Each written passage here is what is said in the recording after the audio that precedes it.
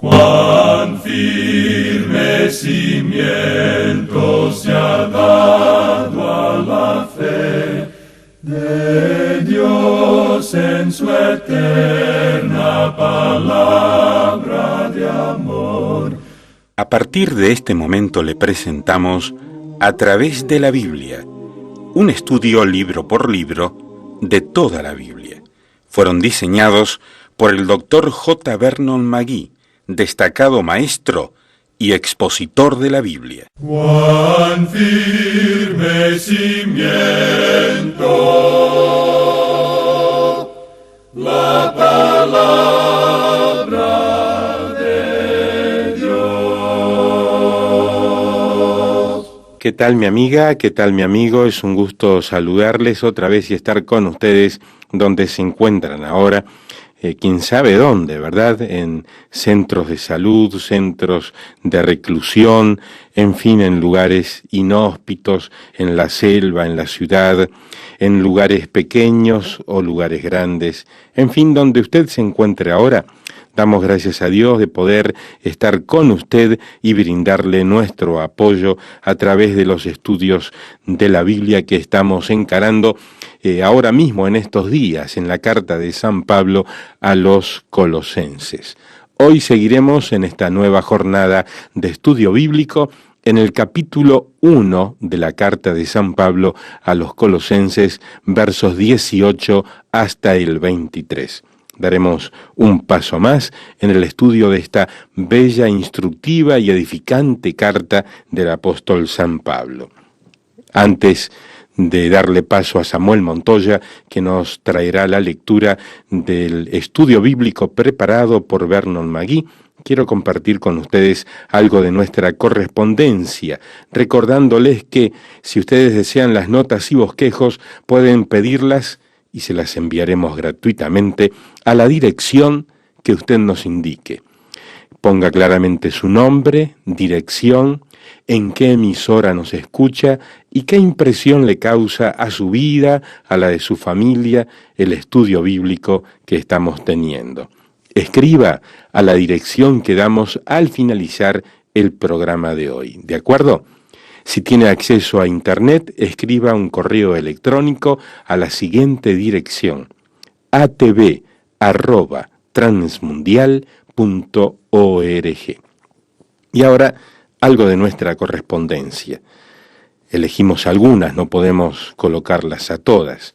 Esta es de Dane e Ivonne Orozco, de San Juan, Zacatepeques, en Guatemala. Creo que lo pronuncié bien. Me perdonan los guatemaltecos si no lo he pronunciado bien. Queridos hermanos de ATV, infinitas gracias damos a Dios por permitirnos el gozo de poder escribirles. Desde hace mucho tiempo he tenido la inquietud de saludarlos a través de nuestro correo electrónico.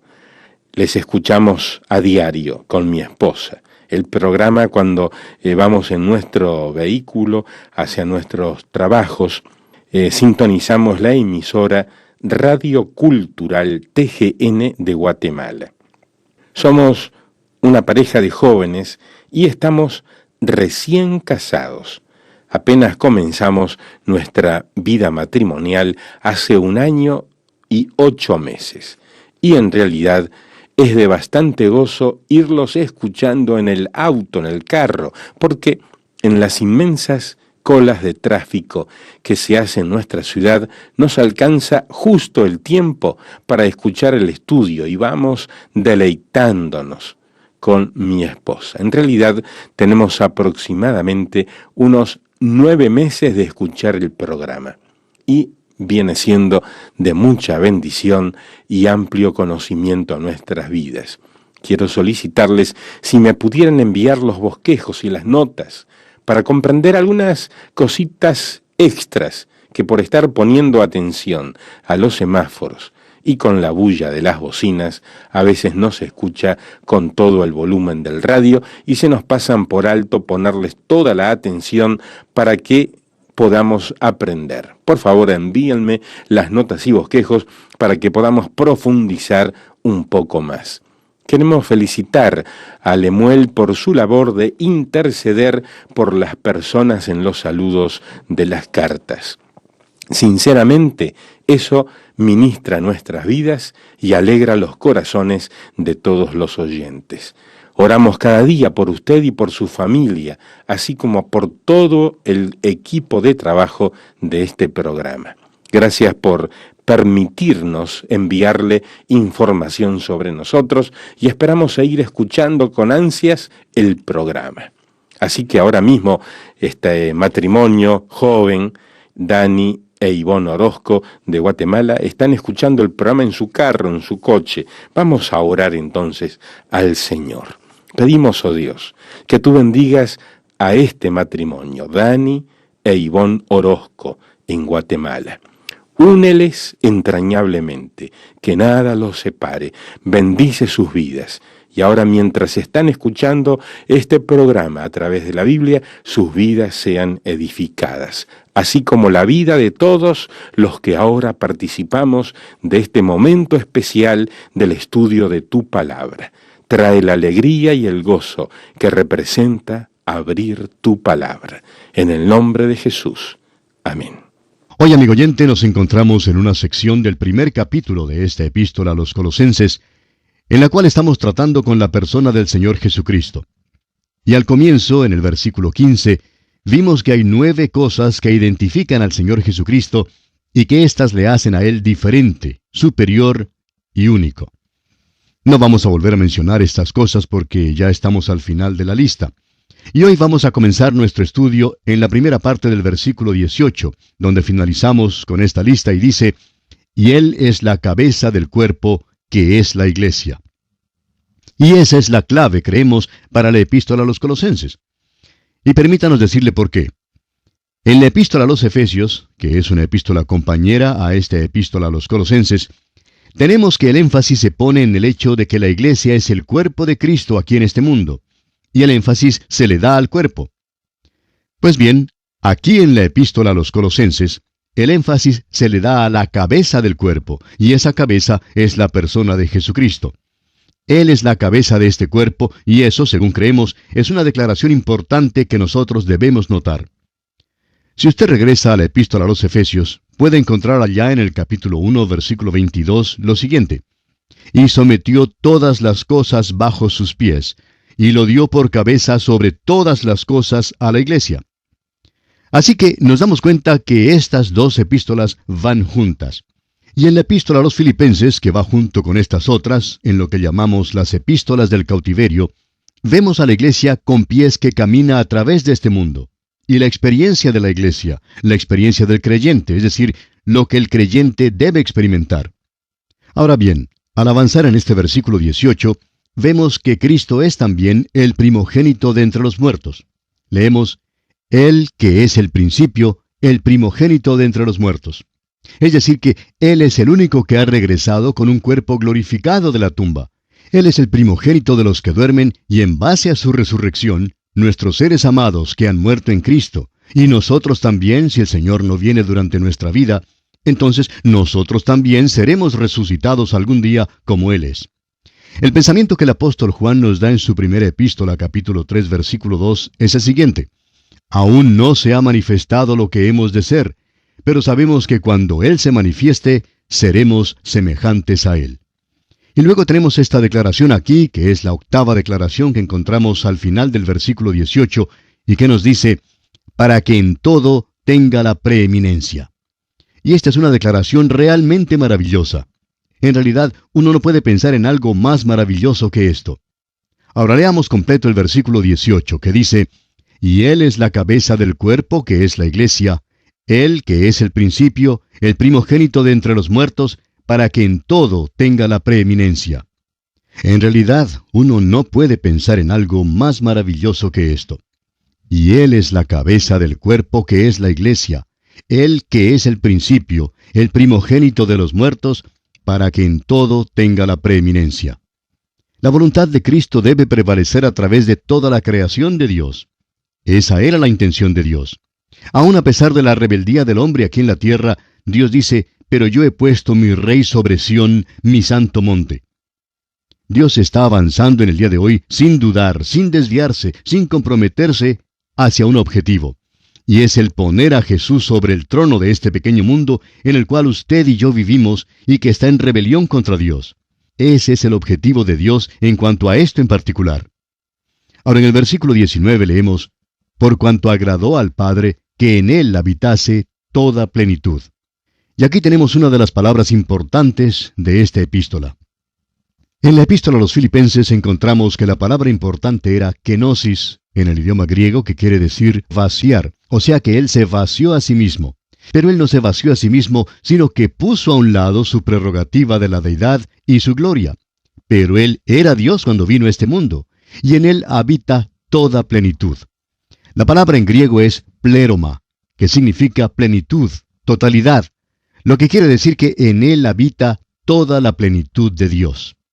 Así es que, cuando él estuvo en esta tierra, lo que uno tiene es que el pleroma, o sea, la plenitud, se sentía como en casa en Jesucristo. Cuando él estaba aquí, él era Dios 100%. No es que él era 99,5% Dios. Él era 100% Dios, amigo oyente.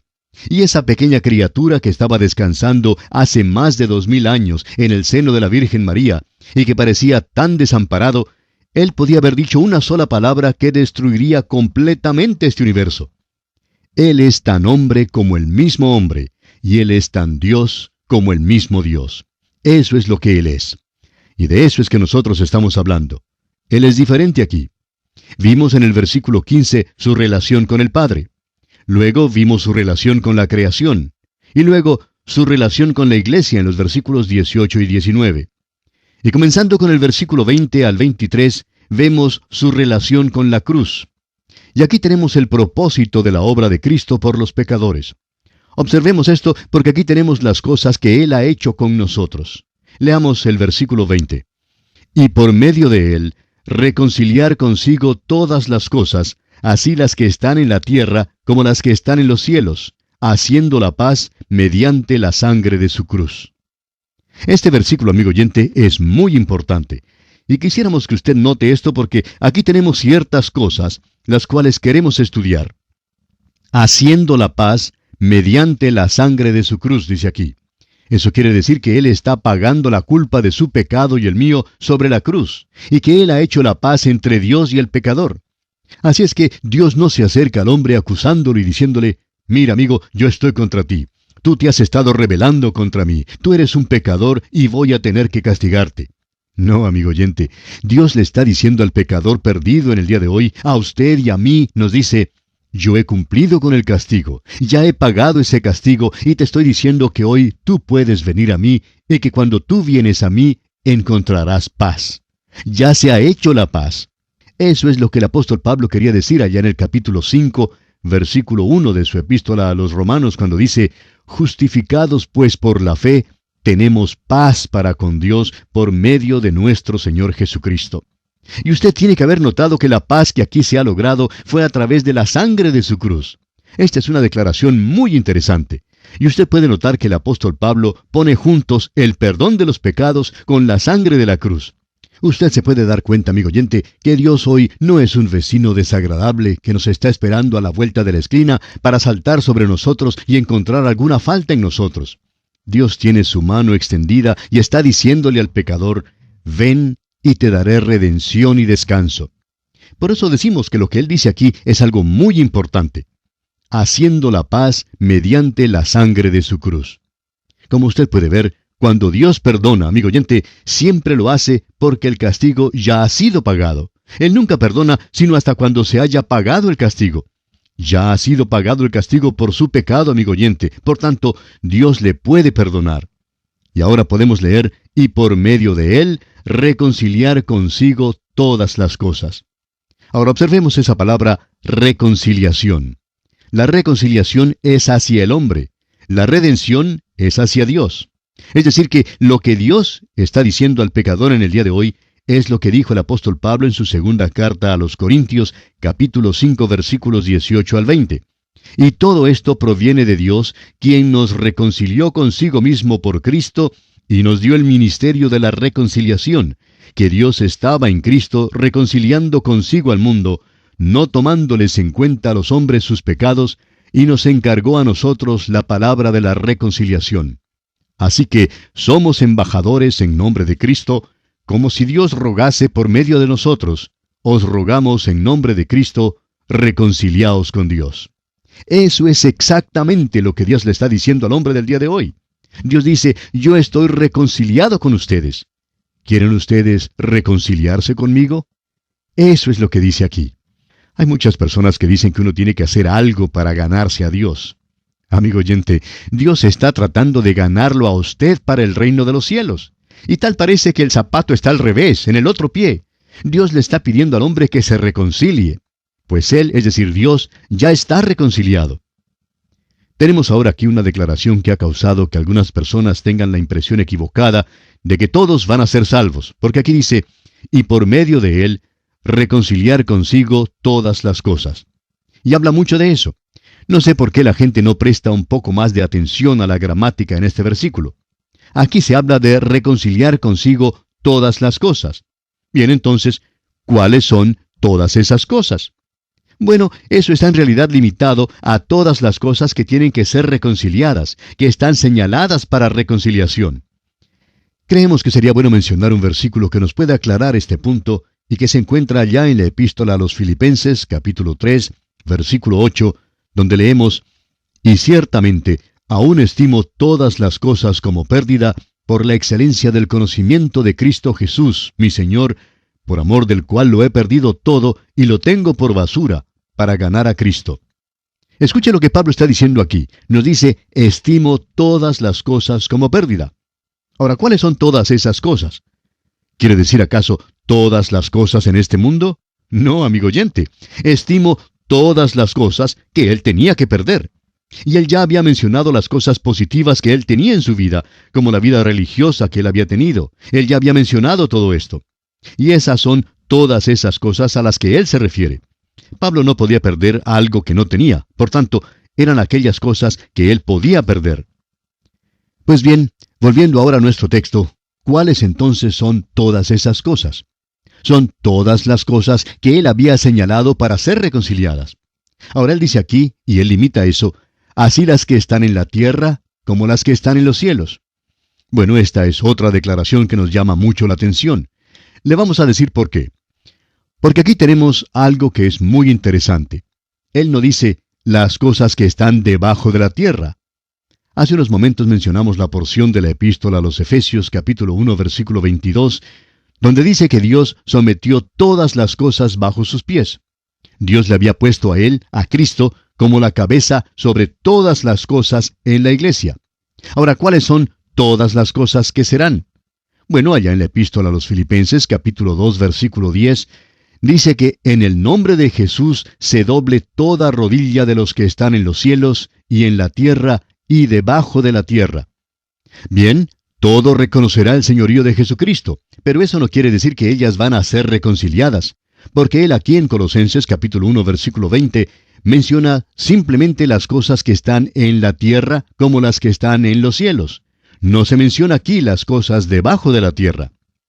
Amigo oyente, no escuche, no preste atención a las cosas que le van a decepcionar el día de hoy. Ese canto de sirena que le dice, bueno, todas las cosas van a resultar bien. Usted puede contar con Dios, que Él va a ser dulce y bueno, como si fuera una abuelita.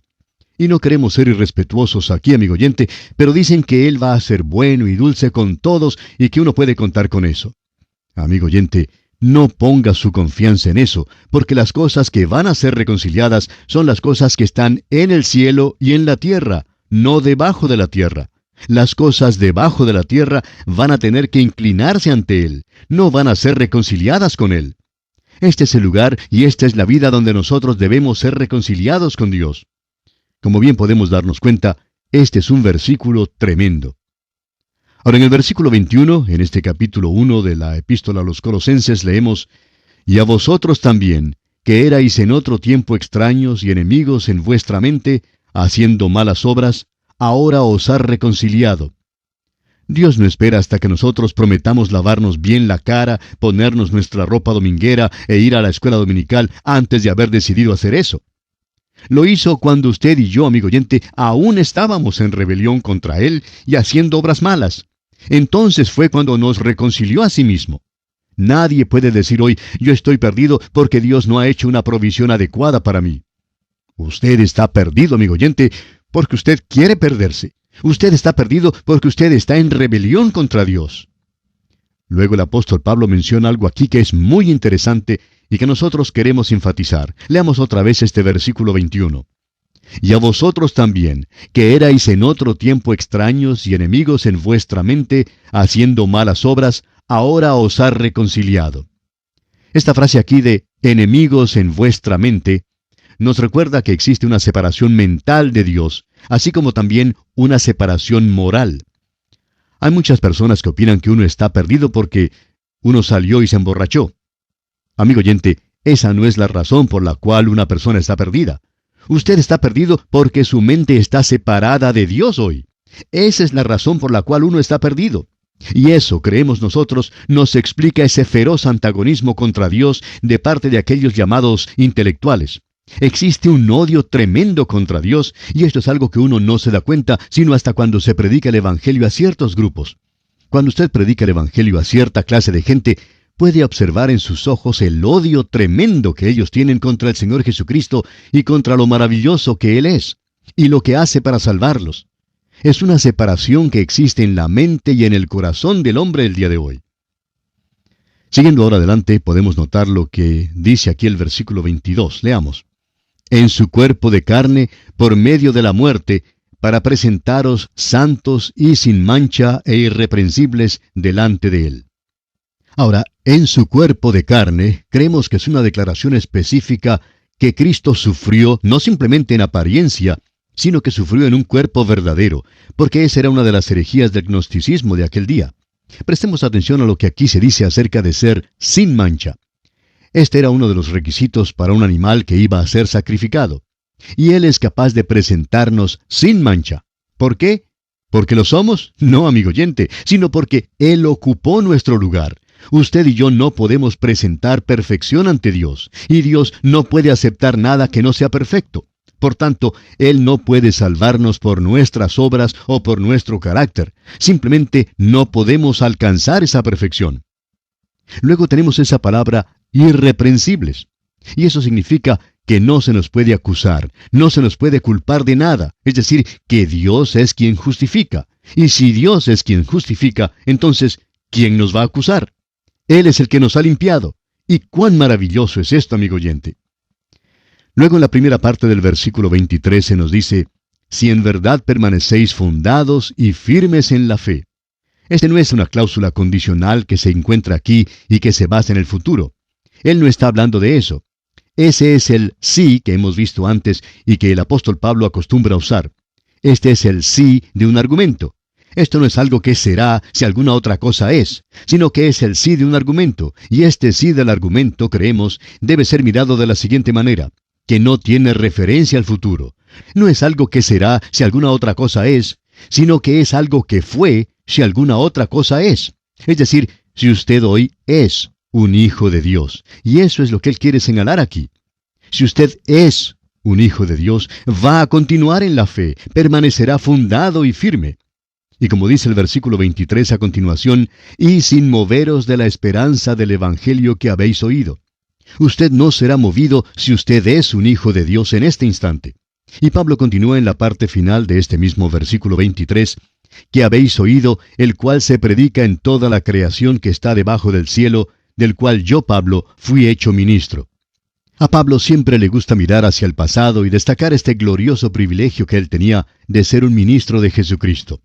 Y amigo oyente, consideramos eso como el honor más grande que se le pueda dar a una persona. Y cada día le damos gracias a Dios por el privilegio que nos ha dado de presentar su palabra. No creemos que exista algo igual o superior a esto. Llegamos ahora al versículo 24, donde se trata la obra subjetiva de Cristo por los santos. Y esta es otra división que comprende los versículos 24 al 29. Con estos versículos se finaliza este primer capítulo. Por supuesto, vamos a tener que esperar hasta nuestro próximo programa para entrar en detalle aquí, pero permítanos mencionar solamente algo para que pueda pensar desde ahora hasta el momento en que nos reunamos otra vez más. Pablo dice aquí en el versículo 24 de este capítulo 1 de su epístola a los Colosenses: «Ahora me gozo en lo que padezco por vosotros, y cumplo en mi carne lo que falta de las aflicciones de Cristo por su cuerpo, que es la iglesia». Pablo está diciendo aquí que era necesario para él llenar lo que faltaba del sufrimiento de Cristo. Ahora, ¿no es esa una declaración sorprendente? Alguien quizá nos puede decir: bueno, eso contradice lo que usted estaba predicando, que Él sufrió por nosotros y pagó la culpa del pecado y que no hay nada que debamos hacer para la salvación. Y amigo oyente, aún opino que eso es verdad. En efecto, yo sé que eso es verdad, pero ¿contradice eso este versículo? No, amigo oyente, ese versículo no lo contradice para nada. Y vamos a hablar de eso, Dios mediante, en nuestro próximo programa. Será pues, hasta entonces, es nuestra oración que la seguridad de participar de la herencia de los santos en luz sea su mayor tesoro. Así terminamos hoy. ¿Qué le pareció? ¿Cómo le ayudó el estudio? Escríbanos y le contestaremos. Gracias por apoyarnos en oración, ofrendas y donaciones para que podamos seguir con estos programas en esta emisora. Le enviaremos gratis, a los que piden, los libros con notas y bosquejos de cada estudio. Escriba a través de la Biblia, apartado 2805, Miami, Florida, 33265-2805, Estados Unidos. Este programa fue producido por Radio Transmundial. Todo lo pagó Cristo, quien por mí libremente derramó